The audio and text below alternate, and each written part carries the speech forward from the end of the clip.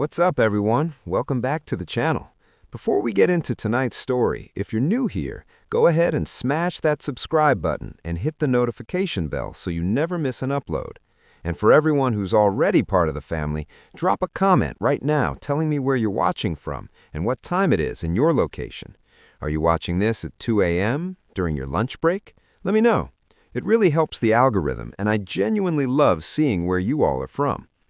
All right, let's dive into tonight's story. This one is dark. This one is bleak. And honestly, this one might hit a little too close to home for some of you. My name is Oliver, and I'm 28 years old. 6 months ago, I moved back to my dying hometown in rural Ohio because I had nowhere else to go. My bank account was negative $400. All 3 of my credit cards were maxed out.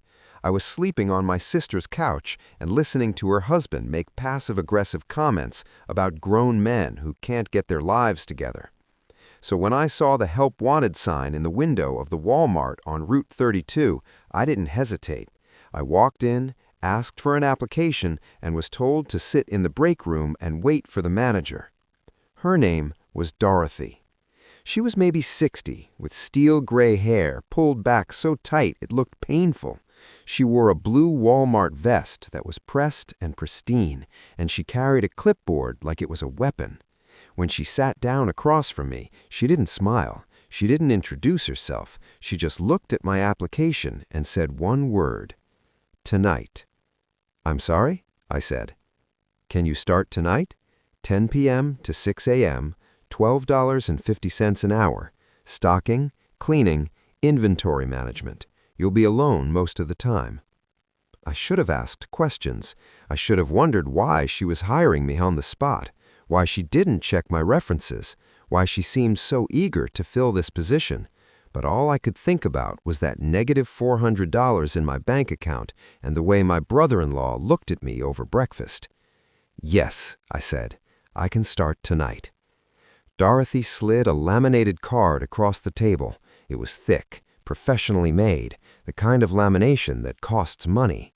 The rules were typed in a small, precise font. "Memorize these," she said. "Non-negotiable. Break them and you're terminated immediately. No warnings, no second chances." I picked up the card and read, "Rule 1. The store closes at 10 p.m. All customers must be gone by 10:15 p.m. If you see anyone shopping after 10:15 p.m., do not approach them. Alert management immediately. Rule 2. Do not enter the stockroom between 3 a.m. and 5 a.m. This is mandatory downtime for system recalibration. Rule 3. If you hear the self-checkout machines beeping when no one is there, ignore it. Do not investigate. These are ghost transactions and will resolve themselves. Rule 4. The break room coffee is for employees only. If you see someone you don't recognize drinking coffee in the break room, leave immediately and contact Dorothy. Rule 5. Do not make eye contact with anyone in the garden center after midnight. Keep your head down and complete your tasks quickly. Rule 6. If you find personal items, wallets, keys, badges in unusual places, bring them directly to Dorothy. Do not ask questions. Rule 7. Your shift ends at 6 a.m. when the loading dock doors open. If they open before 6 a.m., leave through the front entrance immediately. I looked up at Dorothy. What do these mean? Ghost transactions? System recalibration? Her expression didn't change.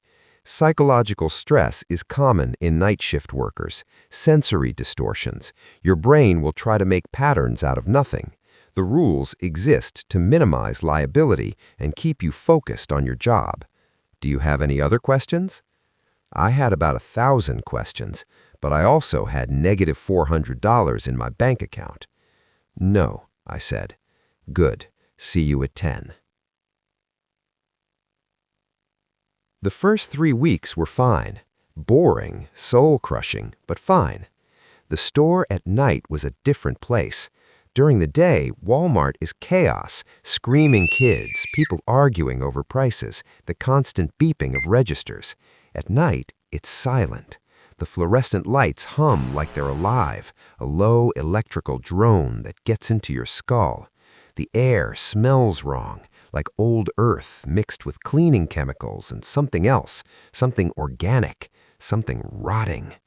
I'd stock shelves, run the floor buffer, do inventory counts in my little handheld scanner. The scanner would beep, I'd move to the next aisle, and the hours would crawl by. Dorothy would appear occasionally, materializing out of nowhere, checking my progress with her clipboard. She never said good job. She never said anything unless I was doing something wrong. Around week 4, things started to change. It was 2:47 a.m., and I was stocking canned goods in aisle 9 when I heard it. The self-checkout machines at the front of the store were beeping, not just one, all 6 of them beeping in a rhythm, like a heartbeat. I remembered Rule 3, ghost transactions, do not investigate. But I was curious.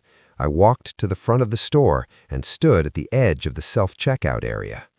All 6 machines were scanning items. The screens showed products moving across the scanner, prices adding up, but there was nothing there. No groceries, no hands, just the machines scanning invisible items, the beep, beep, beep, filling the empty store. Then one of the machines spoke. Please place item in bagging area. Another machine, unexpected item in bagging area. A third, please wait for assistance. They were all speaking at once, overlapping, the words blending together into something that sounded like language, but wasn't. It sounded like English, but the cadence was wrong, the rhythm inhuman. I backed away slowly and went to the break room. I didn't mention it to Dorothy. Week 5, I found the collection. I was doing inventory in the back storage area, not the stockroom. Dorothy had been very clear about the stockroom, when I noticed a door I'd never seen before. It was painted the same industrial beige as the walls, easy to miss, no sign, no label. I opened it. Inside was a small room, maybe 10 feet by 10 feet. The walls were covered with bulletin boards, and pinned to those boards were dozens of Walmart badges. Each badge had a photo, a name, an employee number. Beneath each badge were personal items, keys, wallets, wedding rings, a child's drawing, a phone with a cracked screen. I recognized some of the names: Dan Whitmore, Sarah Chen, Marcus Teller. These were people who'd worked here, people who, according to Dorothy, had transferred to other locations. But their personal items were here, their keys, their wallets. At the bottom of each display was a small index card with a date written in Dorothy's precise handwriting. The dates went back years. Dan Whitmore, September 2019. Sarah Chen, March 2021. Marcus Teller, January 2024. I heard footsteps behind me. You weren't supposed to find this. I spun around. It was a man, maybe 40, wearing a Walmart vest. His name tag said Dan. His skin was pale, almost translucent, and his eyes were too large, too dark. He looked like a photograph of a person that had been left in the sun too long, the colors faded and wrong. "You're Dan Whitmore," I whispered. He nodded slowly. "I transferred." "What does that mean?" Dan stepped closer, and I could smell him. Old earth, stale rot, the same smell that permeated the store at night. "They need us," he said. "The things that live here. They've been here longer than the Walmart, longer than the building that was here before. They're old, and they're hungry." Hungry for what? Retail memories, human supervision, the structure of commerce. They feed on it, on us. We keep the systems running. We stock the shelves, they watch. We run the registers, they manipulate. We're the bridge between their world and this one. I backed toward the door. That's insane. Is it? Dan tilted his head. "You've heard the ghost transactions. You've felt the wrongness in the garden center. You've smelled the rot. You know something is here. You've always known." "I'm leaving. I'm quitting." "With what money?" Dan smiled, and his teeth were gray. "You're negative $400 in your account. 3 maxed-out credit cards. Your sister's patience is running out. You need this job. You need the $12.50 an hour. And they know it." He was right. God help me, he was right. I didn't quit. I showed up the next night at 10 p.m., and Dorothy was waiting for me with her clipboard. She looked at me for a long moment, her expression unreadable. "You found the collection," she said. It wasn't a question. "Yes." "And you met Dan?" "Yes." She nodded. "Coffee?" We sat in the break room, and Dorothy poured 2 cups from the ancient coffee maker. The coffee smelled burnt and bitter. "You have a choice," she said. "Everyone has a choice. You can cooperate, or you can become part of the collection. Cooperation means you follow the rules. You do your job. You don't ask questions. And in return, you get paid. You get to keep living your life, such as it is." "And if I don't cooperate?" Dorothy gestured to the door, to the hidden room with the bulletin boards. "Then you transfer, like Dan, like Sarah, like Marcus. You become a bridge. You help them maintain the structure. It's not death, exactly, but it's not life either." I stared at my coffee. The fluorescent lights hummed above us. "Why are you telling me this?" "Because honesty is more effective than deception. You're smart enough to figure it out eventually. Better to tell you now and give you the choice." She sipped her coffee. "Besides, you're going to stay. We both know that, because you need the money more than you fear for your life." She was right. I've been working here for 3 months now. I follow the rules. I ignore the ghost transactions. I don't enter the stockroom between 3 a.m. and 5 a.m. I keep my head down in the garden center. I bring Dorothy any personal items I find, and I don't ask whose they were. Last week, my bank account finally went positive. I paid off one of my credit cards. I'm saving for my own apartment. At night, I stock shelves in the humming fluorescent darkness, and sometimes I see Dan watching me from the end of an aisle.